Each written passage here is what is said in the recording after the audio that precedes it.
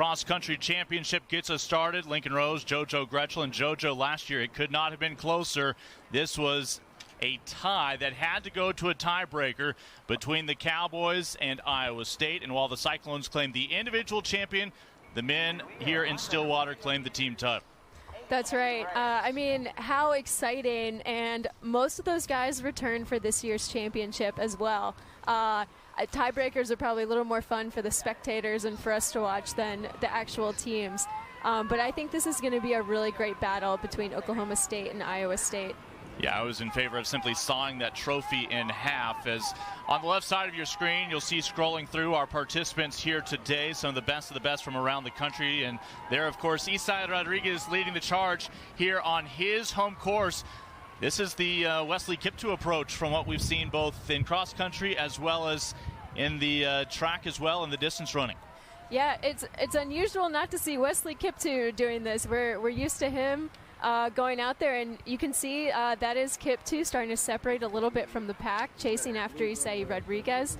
As we said earlier, Rodriguez has taken second place at this meet for 3 years in a row, which is a really impressive consecutive string of performances. And, I mean, it's not going to be easy. Kiptoo is one of the best runners that the NCAA has ever seen. But Isai Rodriguez has certainly put his name up there as well. Rodriguez, a two-time All-American, has a couple of All-American teammates to help factor into the final scoring when we talk about Victor Shitsama, who's a second-year freshman, and Ryan Smeaton. Remember, it's complicated when we talk about eligibility-wise with that COVID additional year granted. That's one reason why we get to see some of these seniors back again and just make this an even deeper race. But absolutely zero surprise that those two men are out to an early start. Now, as to the matter of who would be number one, number two, that's still to be determined. That's right. I was talking to Oklahoma State coach Dave Smith before the meet, and he described Isai Rodriguez's mentality towards running was, he has the most positive, upbeat attitude. If he loses a race, it doesn't rattle him, it doesn't bother him, whereas some runners that might make them a little mentally shaky or cause them to reconfigure their race plan next time. For Isai Rodriguez, he's like, all right, coach, line me up again. Let's go. And that makes a lot of sense because I think it would be really tough for a lot of runners to have to face a guy like Edwin Kurgat, now like Wesley Kiptoo, time and time again and come in second place all the time. But he really sees it as a positive challenge that's going to make him better. And he's obviously confident, and a guy who's placed top 10 in the NCAA in cross country twice in his career. So he knows he has the talent to be up there and to potentially beat him, and really excited to see how it plays out today. Dave Smith of Oklahoma State, 3-time National Coach of the Year, 10-time Big 12 Coach of the Year. Isai Rodriguez is trying to become his 8th individual champion. 6 different men have claimed those 7 individual titles so far. What a program it's been over the years for Oklahoma State. And, of course, Iowa State is right up there as well. Jeremy Sudbury, though, comes in this year, the first year at the helm of this program. A graduate from Oklahoma was promoted from within for Iowa State back in June to try to continue the legacy of this group that won 3 straight titles from 2017 to 2019. That's right, and Coach Jeremy Sudbury, he's been an assistant under Martin Smith, who was the head coach before him. So it's been a really seamless transition for the Cyclones. Definitely the same, much more the same. I mean, he said there has been a little bit of a change in team culture. Some of that is sort of due to this, our continued transition, I think, sort of out of the pandemic year. Reuniting the teams a little bit more. It seems that when Martin Smith was with the program, that Martin handled some of the distance athletes and Sudbury coached some of the middle distance, and now the entire men's distance team is more united, doing all the same workouts. And so I would have to think that would cause the team to be a little more unified, maybe able to run more as a pack, feel stronger as a team unit. And obviously it's resulted in some great performances so far this year. You see Shea Foster for Oklahoma State trying to look around for some of his fellow orange-clad Cowboys, making sure they can run together. Foster will try to factor in among the top 5, if not 6 runners for Oklahoma State. Again, these are some really deep programs this year.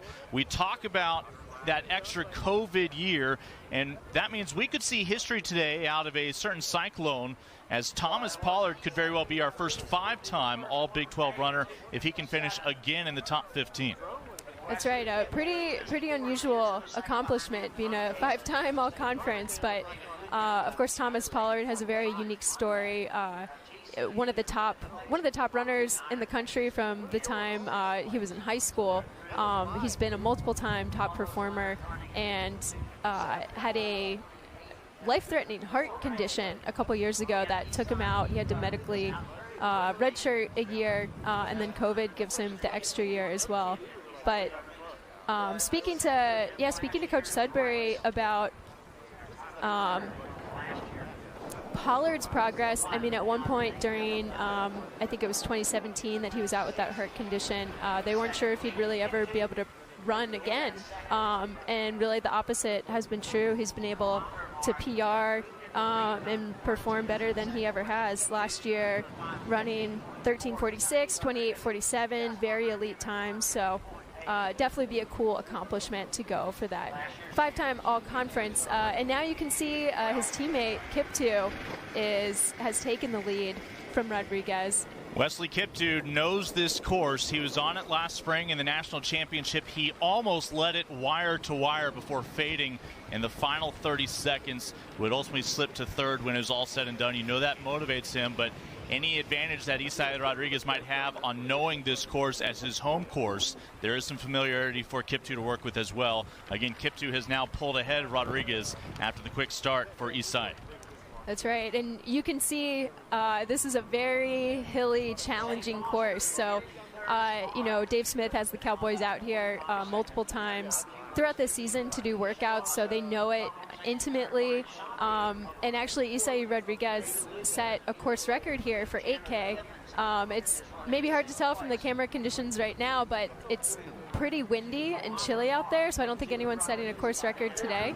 But Isai Rodriguez took 25 seconds off the course record that was set by Luis Grijalva and Connor Mance last year. Mance, who ultimately won that NCAA cross-country title over Kiptoo.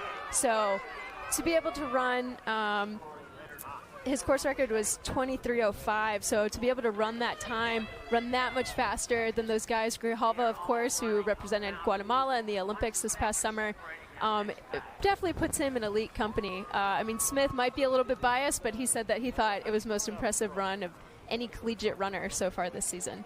You see the graphic on the left side of your screen. That is Foster that's leading the secondary pack of the Cowboys, followed by really a young man who broke out last year in his first year as a freshman in Shoppy for Oklahoma State. We saw him in Lubbock for the indoor track and field championships. Really performed well. Technically still a freshman this year, but should continue to strengthen this program for the Cowboys. Again, running their home course today. This is the men's 8K. As you see how things progress early on, no surprise, Cowboys and Cyclones are leading the pack. Longhorns sitting in third as a group, followed by last year's host, the Jayhawks of Kansas. Man, Cowboys having 5 guys in the top 8 is pretty impressive. If they can keep this up, I mean, obviously 24 points right now. There is still a lot of race to go, but these guys are packing up super well. I didn't even recognize Shea Foster at first, who's leading the second pack of runners with the new bleached blonde haircut. Shea Foster, I mean, this guy's got a great story. He's a graduate transfer to Oklahoma State. He's been to a couple different schools. Most recently was out Southeastern over in Louisiana, where he really broke out after the pandemic, running some incredible times, 13:32 for 5K. He's running 8 flat 3K for a 3 mile.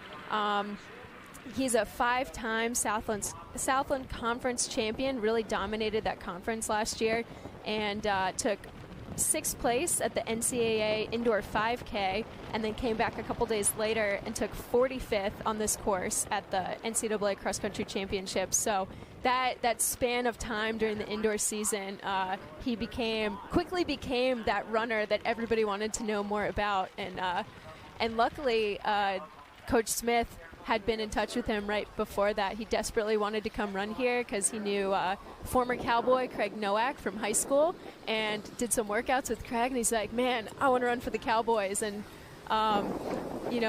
managed to break out right after that and earn his spot on this team. I mean, look at that block behind Kiptoo. Of course, Rodriguez is running with Wesley right now, back in your shot. But Shoppy, Leonard, Foster, and Mayer, 5 of the top 6. And then you have the Longhorns Rivera and Half 2 Knight. And we mentioned Pollard trying for a 5th top 15 performance as the second Cyclone right now behind that man, your defending champion, Wesley Kiptoo. He had some big shoes to fill last year when Edwin Kurgat finally ran out of cross-country eligibility. It was great to see Kurgat one final time in Manhattan, Kansas last year in the Outdoor Track and Field Championships. But you mentioned Edwin, of course, still with the program as a student assistant coach.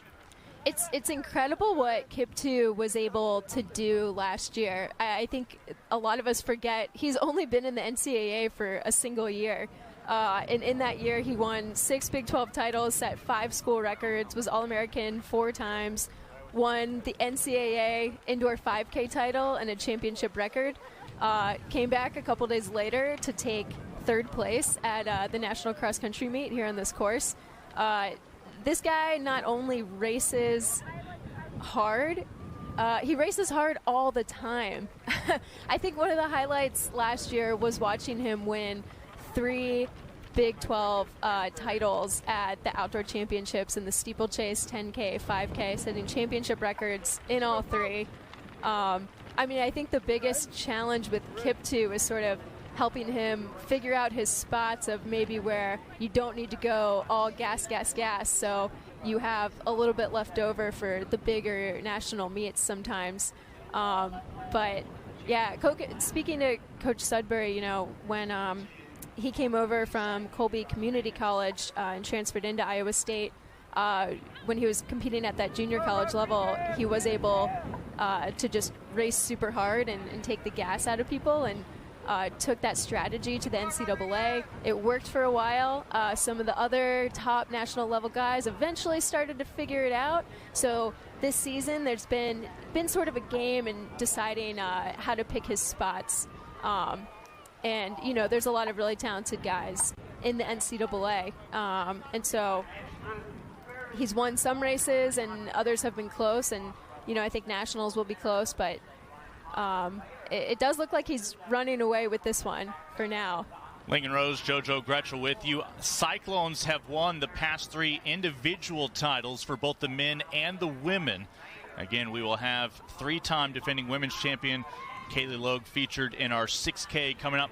But right now it is the men's 8K underway. Let's talk about some of the goals for the other programs we haven't touched on yet. K-State as a group running in 4th right now. They are hoping possibly for a first top 3 finish, but certainly would love to match their number 4 showing back in 2017 under head coach Ryan Godfrey in his 8th year. Just mentioned they need to be a tight group throughout. They are missing Cooper Schrader for the cross-country season. It's been pleasant to see Tommy Hazen be able to step up. Of their fellow statesmen, the Jayhawks of Kansas also hoping to be among the top 4, if not top 3, under the 12th year now guidance of Michael Witt-Telsley. But right now, no surprise who our leaders are. You see Texas Tech in your shot, looking to be one of the top 6 programs coming into today. Jonathan Murray, a former standout coach over at Abilene Christian back in the day. Really for them, he's just hoping all of his Red Raiders can come through with some PRs today. That's going to be tough because of the wind condition. Isai Rodriguez, you noted, recently had a PR on this course, reason for optimism. But we were out there yesterday, and you can see the flag whipping and all the grain whipping is around as well as we take you around the course. It is no easy feat in addition to just the standard hills that they're dealing with. Definitely. It's actually interesting to see Ryan Shoppy right now breaking away from this secondary pack and choosing to go it alone because he doesn't have anybody breaking the wind for him. It kind of makes sense the way I think this second pack is going to stay together for a while because that wind out there is brutal. I think it's it's close to 20 miles an hour. You can kind of see some of it blowing around. But Shoppy has had some really exciting races for Oklahoma State. He's been a really fun athlete to watch. Still a really young athlete. And Yeah, had some top performances. As you see him right there, he is trailing Rodriguez, his teammate, as well as Kiptoo, your front runner. I feel like we could basically just be re-airing last year's championship. No surprise, Wesley Kiptoo, Isai Rodriguez are out ahead, a league of their own, and it is Kiptoo. After Rodriguez got the quick start, who has started to pull ahead. You see some of his numbers. We saw him last year win a national champion indoors. You know, last year, because cross-country was delayed, you and I speculated, would he choose to run cross-country or choose to run indoors, because they were within a few days of each other in March. Well, his answer was, I'm running both. And sure enough, he was present both places, and phenomenal showing overall. What an incredible athlete, making a splash last year in his debut year in the Big 12. Yeah, I mean, almost coming away with an incredible double win. I mean, I think for a while people weren't sure. People thought he was kind of invincible. But, you know, there's some really talented runners out there. And obviously to come back just 2 days after setting a championship record in the 5K at Nationals, you're going to feel it a little bit, especially on this course with the hills out there. And again, that's Shoppy from Oklahoma State breaking away from that secondary pack. He was 10th last year at this meet as a true freshman, so he's still only a sophomore. Had some great races last year. He was the runner-up in the Big 12 indoor 3K and the outdoor 5K both times, right behind Kiptoo. So this is a young cowboy kind of following in the footsteps of Rodriguez, ready to help, you know, score the lowest amount of points possible. He's got a 13:43 5K PR, so this kid's got some wheels. A couple of programs bring in new coaches this year. David Barnett for Baylor comes over from his alma mater of Auburn out of the SEC. Barnett just joined in August, so not a lot of time with Baylor, but one of his leading runners right now is Ryan Hodge. Hodge and Ryan Day last year both missed out the 2020 championships over in Kansas. And you think of the story of Ryan Day. Here's a guy who's just pulled off of campus back in the day to try to find somebody who all of a sudden now has become a scoring runner for the Bears in their competition. And I think two of our favorite fans we've seen today presumably are rooting for the Bears from what we have seen. I'm sure we'll get a glance at them. I think we saw them earlier cheering on from some inflatable Bear suits. If nothing else, for warmth, but I don't know how they're faring in the windy conditions. Again, we'll keep up both the team on the 5K split as well as individual performers so far. As it was a pack of Cowboys, slowly we're seeing Longhorns and Cyclones sprinkled in. And there's some of our diehard fans. There's a second one, perhaps off in the woods at the moment. Yeah, there's the Bear. Yeah, it looks like there's some exciting moves being made in that chase pack. That was Haftu Knight of Texas, who's a sophomore, looks like eligibility-wise. He's been sort of a quiet leader for the Longhorns. Him and Yassine Abdallah of Texas ran 1-2 together at the pre-national meet, getting in that top 30 spot at pre-nationals a couple weeks back. He's a 7-time All Big 12 runner, and really improved a lot. He's run 14:02, 28:53 for 5K and 10K, and was a regional qualifier in the 10,000 meters. They run for Pete Watson there in Austin. Believe it or not, Texas has not won a cross-country title since they were members of the Southwest Conference in 1993 on the men's side. Looking to finish top 3 with the Cyclones and Cowboys once again. You mentioned Haftu Knight, the sophomore, figures to be their top scorer. After that, they've got 4 to 5 guys who could factor into those remaining spots. Even not sure what they'll get out of a true freshman in Yusuf Bizimana, but he may very well be a surprise story as well. But this is a group that's already been on this course this year, able to sample it back at the Cowboy Jamboree when they had a nice showing. You mentioned Yassine Abdallah stepped up nicely in the Big 12 indoor track and field, finishing 5th in that 3K, continuing to progress. Check out that 6,000 split. See, now it's a race. Oklahoma State, 32 points. Iowa State, 33 points. And you can see a lot of orange and white. You know, we got our Longhorn, that's Haftu Knight, but that's Thomas Pollard in the white for Iowa State, kind of coming back up on Shoppy and Alex Mayer. And there's Rodriguez, who's now is kind of working alone, going to have to break that wind by himself. And these guys are going to try and work together to catch up to their teammate and hold off Pollard and the other Cyclones, who now are kind of passing into prime position. Yeah, Oklahoma State, and we saw this last year, if it wasn't just your top 5 scorers, but maybe 7 or 8, they've got a significant group there that's going to deny some other teams a chance of better scores today. But the Cyclones certainly have their top 5 well in contention to try to wrestle this one away. They are not interested in another tiebreaker this year. Yeah, I mean, to give you an idea of how talented these teams are, Oklahoma State went on to take 3rd place at the National Cross Country Championship last year, and they returned 4 All-Americans from that squad. So, these are some of the top guys in the country. And Iowa State has improved a lot from last year and have some guys who have performed at that level before.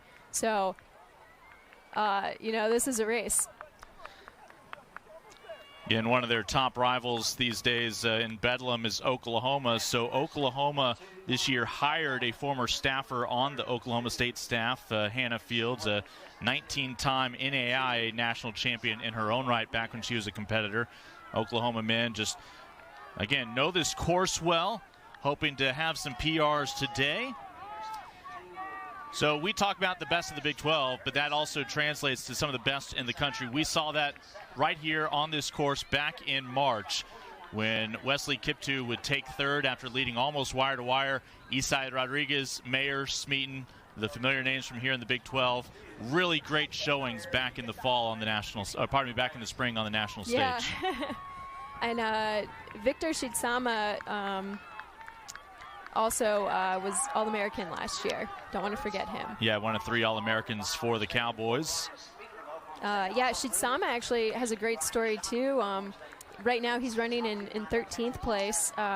He originally from Kenya. He moved to I-10 to live with his uncle to train in the hopes of earning a scholarship to the United States. Happened to have a chance meeting with former Cowboys assistant coach Bobby Lockhart, who had brought some people down to race in the under-20 junior championships. And they connected, and sometimes all you need is that personal connection. And he was able to run the times needed to come over here and train with the Cowboys, and it's worked out. He's been All-American, been a top contributor to the squad. Yeah, mission accomplished. Of course, Oklahoma State, when they hosted that jamboree, they did welcome the #1 ranked program in the country in northern Arizona, finishing 2nd only to the Lumberjacks. So these programs, what's great is the Big 12 spread out 3 different regions, gets to test some of the best from around the country, and then combine their experiences here at the Big 12 Championships. Again, 8K on the slate for the men. You see the 7K split. Wesley Kiptoo doing what Cyclone runners in recent history have done. Kiptoo trying to go back-to-back here in 2021 as your Big 12 champion. Isai Rodriguez still running in 2nd. The question then is the team title, and I feel like it's repeating what we talk about every year. Will it be Cowboys or Cyclones? And it will be a nail-biter. Oklahoma State just a couple of points advantage, but certainly you saw midway through this race, Kiptoo's teammates able to pick up the pace. That's right. And it's interesting, looking at these live stats right now, seeing Haftu Knight in 7th place right there. Talking to Dave Smith and Jeremy Sudbury, they mentioned that it was going to be some of those Texas guys. Oh, wow. And there's our champion. Wesley Kiptoo goes back-to-back in the Big 12 as the Cyclones capture yet another individual title. Your question now, the team title. Isai Rodriguez will be the next man to cross, the first on behalf of our host this year, the Cowboys, here in Stillwater. That's right, and as I was mentioning before, some of these Texas guys who are able to place up in that top 10 are going to be able to displace some of those Iowa State or Oklahoma State guys, and so that is really going to have an effect on this team score. So this is where we get our index fingers out and start counting jerseys. Cowboys with 2nd and a 3rd to cross as well. Cyclones with their 2nd, a 4th for the Cowboys. 4 apiece now. Here's the final push. Oh, wow. Oklahoma State at the finish line, despite a late push, appears to be our winners. All this is unofficial, but you saw it. despite a late push from a fifth runner from the Cyclones, it looks like Oklahoma State will not need a tiebreaker here in 2021. Wow, that was an incredible finish. You know, they called this their Super Bowl. You know, this rivalry between the two Big 12 squads means so much, and, you know, it really is going to set these teams up with confidence going into the regional and national championships. And, of course, Dave Smith wants to win on his home course. He didn't even travel his guys this year. They've competed only at home just to really get used to this course, not chance any sickness. Obviously, with all COVID restrictions, there's a little hesitancy to travel sometimes, so he kept his guys here, and it really paid off. Shitzama and Kabichi were also joined by a Longhorn right there at the finish. When it was all said and done, Texas is looking to claim third. They have 4 men across, now a couple more, and the Longhorns appear to be set for another third-place finish behind the Cowboys and the Cyclones. Again, all this unofficial at the moment, but we do anticipate here on their home course, hosting for a fourth time, that Oklahoma State has prevailed as a team, while Wesley Kiptoo, once again, is the best of the best here in the Big 12. 5 guys in the top 9 is pretty good. And it looks like Ryan Speeton ended up taking that number 3 spot for Oklahoma State, who we didn't even mention during the race. No, but the Canadian has been fantastic. Yeah, definitely, you know, one of the best steeplechasers in the country. Native Canadian, came out here and had that closing kick. And the kick is important because this is a unique course where there is a hill, a slight hill, and then you can kind of see there's a slight downhill at the end. One of the storylines we mentioned was the uniqueness with the pandemic that Pollard, who finishes 7th today, unprecedented, is a 5-time All-Big 12 runner. And of course, his dad, the chief Cyclone in Ames, Iowa, that athletics department, Jamie. But what a performance today, top 7 to help claim a second-place finish for Iowa State. As what a day, what a way to get us started here. And you look at the camaraderie, Isai Rodriguez, you'd think perhaps doesn't want to be anywhere near Kiptoo after spending the past couple of years right on his back shoulder. But a great deal of respect there among our athletes. Yeah, it definitely just shows what a great competitor he is. And Coach Smith talked about that before the race, that, you know, no matter the result, he's always just excited to go again, just has a true love of competition. But, hey, 23-32 for Wesley Kiptoo on an extremely windy day. Just to put that in context, that's got to be, I believe it's the 4th fastest time, very close to what Connor Mance, the reigning NCAA cross-country champion, ran on this course last year, and what Luis Grijalva ran on this course, which is pretty incredible because this is not an ideal day. No, this was not a day to PR or even flirt with a PR. Oklahoma State unofficially their 11th men's Big 12 championship. They go back-to-back after last year they were just narrowly on a tiebreak able to snap Iowa State's 3-year run. Of course, we saw Oklahoma State dominance when they won 9 straight from 2008 to 2016. Top 15 men will be all Big 12. You mentioned these aren't just the exact same copy of the Cowboys last year. They worked in some newcomers this year. We mentioned the X Factor, but some great moments. Really proud of all of these athletes who came out, competed today, especially those who maybe aren't used to some chilly conditions early on when we started off in the high 40s. That's right. And, you know, we just saw Shea Foster again on the screen with the bleached blonde hair. Kudos to him for kind of getting the Cowboys out hard in that second pack. He ended up finishing with all conference honors in 14th place. And Smith said Foster was sort of his X factor this weekend. He could either be his number 2 guy or his number 7 guy. And he was, you know, right there with this squad. It's probably going to have 5 All-Americans on this team, at least. Again, unofficially, the Wildcats and the Jayhawks go 4 and 5. Baylor in 6th. Texas Tech followed by Oklahoma. Your top 8 followed by TCU. What a performance by those men. Of course, we'll see a lot of them at the Nationals and then shift our focus to the new year when a lot of them are looking for some distance titles indoors as well. Well, this has me even more excited about the women's race that we'll have coming up here on Big 12 now. The 6K on the horizon. But this race from the starter's gun, it was Isai Rodriguez. He had Kiptu's gloves on. He was sprinting out ahead, but sure enough, it did not take long for Wesley Kiptu to retain pole position and would never relinquish it here on this course, where Wesley last year would ultimately finish third in the country.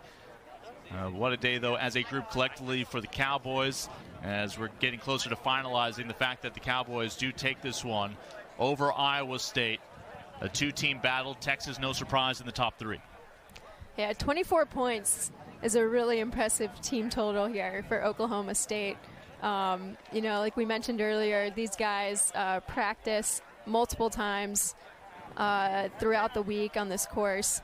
Do a lot of, I mean, Coach Smith said they do everything from mile repeats to 2K repeats to their tempo runs, threshold runs. It really shows, I think it really showed in the team dynamics here that they know this course like the back of their hand. We will hand out the trophies after the women's race, when we'll award both the men and women. But excited about what is coming up next here in Stillwater. Women's 6K. When you rejoin us here on Big 12 Now, can Oklahoma State sweep the titles?